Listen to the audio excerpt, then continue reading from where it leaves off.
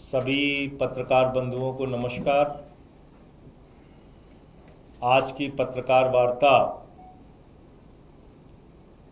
Operation सिंदूर, उसके पहले पहलगाम की घटना और उसके बाद सीज फायर का अनाउंसमेंट, इन मुद्दों पर बात करने के लिए बुलाई गई है। पूरा देश पहलगाम की घटना के बाद, जिसमें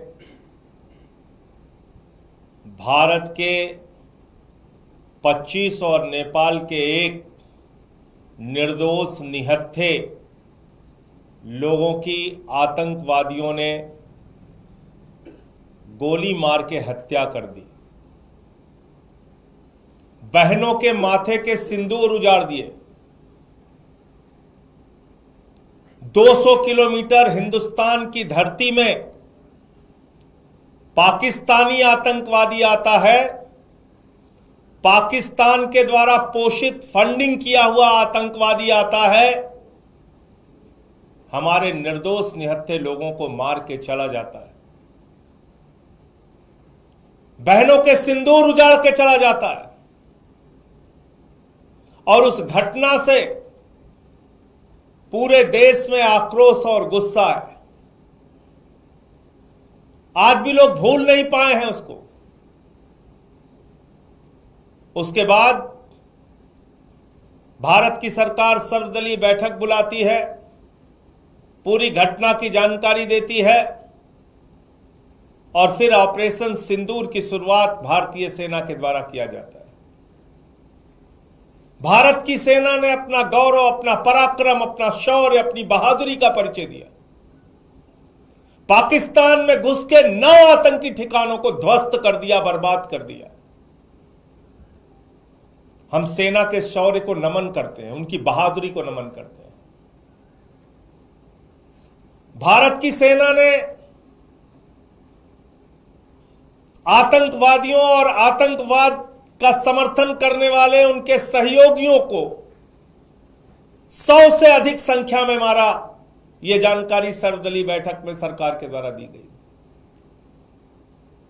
100 से ज्यादा आतंकवादियों को, और यह भी बताया कि 21 आतंकवादी ठिकाने हैं। और सरकार ने कहा ऑपरेशन सिंदूर जारी है, मतलब साफ है, वो 21 के 21 ठिकाने ध्वस्त होंगे। वो जो आतंकवादी पाकिस्तान से आके हमारी बहनों के मांगों के सिंदूर उजाड़ के गए, उन आतंकवादियों का नाश होगा, उनको मारा जाएगा, उनको पकड़ा जाएगा। क्योंकि ऑपरेशन सिंदूर तो शुरू उस वजह से हुआ कि पहलगाम में आतंकवादी आते हैं, वो निर्दोष लोगों को मार के चले गए।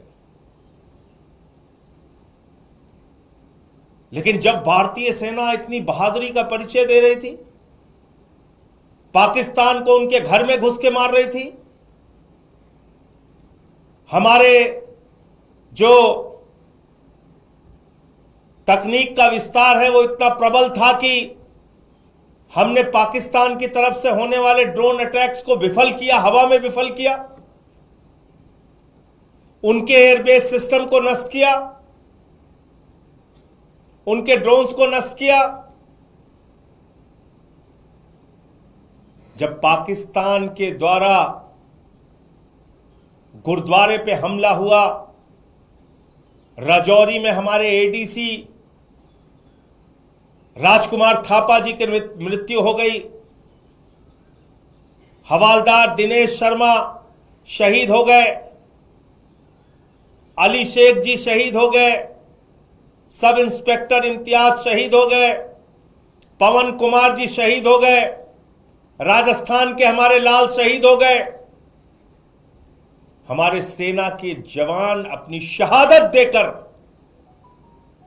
पाकिस्तानियों के आतंकवाद का मुकाबला कर रहे थे, पाकिस्तानियों के सेना के हर हमले का मुकाबला कर रहे थे। जब हमारे पास एक बड़ा मौका था भारतीय सेना के पास कि हम पीओके के ऊपर कब्जा कर सकते थे, वो पाक अधिकृत कश्मीर जहां पे आतंकवादी अड्डे हैं, जहां पे आतंकवादियों को पनाह दी जाती है, क्योंकि हम सब जानते हैं दुनिया का सबसे बड़ा आतंकवादी देश पाकिस्तान है। वहां हाफिज सईद, वहां मसूद अजहर, वहां ओसामा बिन लादेन भी था, आतंकवादियों के बड़े बड़े अड्डे। और जब मसूद अजहर के परिवार के लोगों को निशाना बनाया गया तो सेना के अधिकारी उनके अंतिम संस्कार में शामिल होते हैं। पाकिस्तान के सेना के अधिकारी आतंकवादी के परिवार के मारे जाने पे उसके अंतिम संस्कार में शामिल होते हैं, और अमेरिका के द्वारा प्रतिबंधित आतंकवादी वहां पे दिखता है।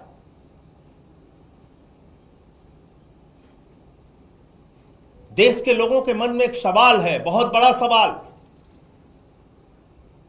कि जब भारतीय सेना अपने शौर्य और पराक्रम का परिचय दे रही थी, इतनी बहादुरी से पाकिस्तान की सेना का मुकाबला कर रही थी, आतंकवादी अड्डों को नष्ट कर रही थी, पाक ऑक्यूपाइड हम कश्मीर पे हम कब्जा कर सकते थे, हम बलूचिस्तान में जो असंतोष है उसके कारण बलूचिस्तान को उनसे अलग कर सकते थे, उसी तरीके से जिस तरह से 1971 में बांग्लादेश को हमने अलग किया, 2 टुकड़े किए पाकिस्तान के।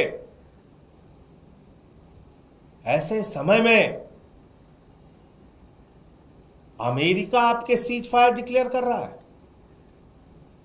देश के लोगों के मन में सवाल है कि क्या यह 140 करोड़ हिंदुस्तानियों के स्वाभिमान और सम्मान के साथ खिलवाड़ नहीं? क्या यह भारत की संप्रभुता के साथ खिलवाड़ नहीं? क्या भारत जो दुनिया का सबसे बड़ा लोकतंत्र है उसके ऊपर अमेरिका की दादागिरी चलेगी? अमेरिका का दबाव चलेगा?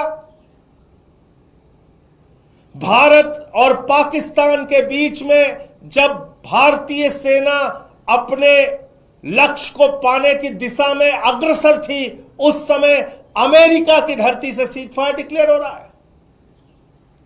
अमेरिका का राष्ट्रपति ट्रंप सीज फायर डिक्लेयर कर रहा है, और उसके बाद सरकार उसको मान जाती है। सीज फायर की शर्तें क्या पता नहीं। सीज फायर में वो 4 आतंकवादी 5 आतंकवादी जो पाकिस्तान से आए पहलगाम में, जिन्होंने बहनों के सिंदूर उजाड़े, उनका क्या हुआ? उनके खिलाफ कार्रवाई कब और कैसे होगी? पूरा देश आपसे पूछना चाहता है, प्रधानमंत्री नरेंद्र मोदी जी। भारत की संप्रभुता, भारत के स्वाभिमान और सम्मान के साथ खिलवाड़ करने की इजाजत किसी को नहीं है। भारत अपने फैसले लेने में सक्षम है, और देश के प्रधानमंत्री से लेकर कोई भी मंत्री हो या बड़े बड़े पद पर बैठने वाले लोग संप्रभुता की रक्षा का शपथ लेते हैं। इसलिए मैं कहना चाहता हूं, ये भारत की संप्रभुता पर एक प्रहार है। जब 78 वर्षों में हमारा एक ही स्टैंड रहा कि दोनों देश आपस में तीसरे देश की मध्यस्थता के बगैर बातचीत और फैसला लेंगे, तो अमेरिका की मध्यस्थता कहां से आ गई? ट्रंप की मध्यस्थता कहां से आ गई?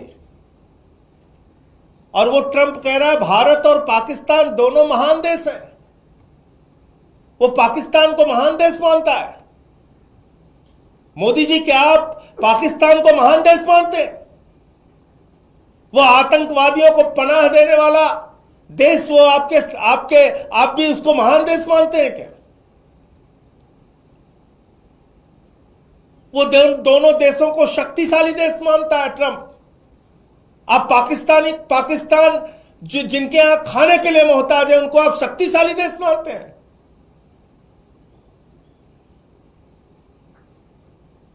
वो कह रहा है न्यूट्रल वेन्यू पे बातचीत होगी। किसने तय किया? कब तय हुआ? कहां यह फैसला हो गया? वो कह रहा है कश्मीर के मुद्दे पे भी बातचीत होगी। इसलिए ये पूरे देश के मन में गुस्सा है, नाराजगी है और लोगों के मन का सवाल है जिसको प्रधानमंत्री को सामने आके जवाब देना चाहिए। प्रधानमंत्री जी को इन विषयों पे, इन सवालों पर जवाब देना चाहिए। अमेरिका कौन होता है हमारे फैसले? वो कह रहा है दोनों देशों के बीच में व्यापारिक संबंध स्थापित करेंगे। जो गद्दार देश 3 घंटे तक सीज फायर का पालन नहीं कर सका, उस गद्दार देश से आप उम्मीद करते हैं आप वहां के साथ व्यापारिक संबंध स्थापित करेंगे अमेरिका के कहने पर?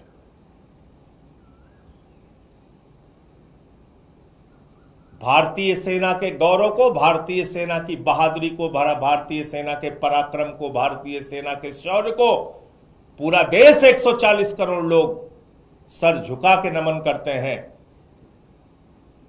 और जब हमारी सेना अपने लक्ष्य को प्राप्त करने के लिए पीओके हासिल करने की दिशा में, बलूचिस्तान को अलग थलग करने की दिशा में आगे बढ़ रही थी, उस समय अमेरिका के कहने पे, ट्रंप के कहने पे ये सीज फायर किन परिस्थितियों में और किस दबाव में हुआ, पूरे देश को इस बात की जानकारी प्रधानमंत्री नरेंद्र मोदी जी को देनी चाहिए। और इसके लिए सर्वदलीय बैठक बुलाइए और पार्लियामेंट का स्पेशल सेशन बुलाइए, इन सवालों का जवाब दीजिए। मुझे इतनी बात कहनी थी। अगर आपका कोई प्रश्न हो आप पूछ सकते हैं।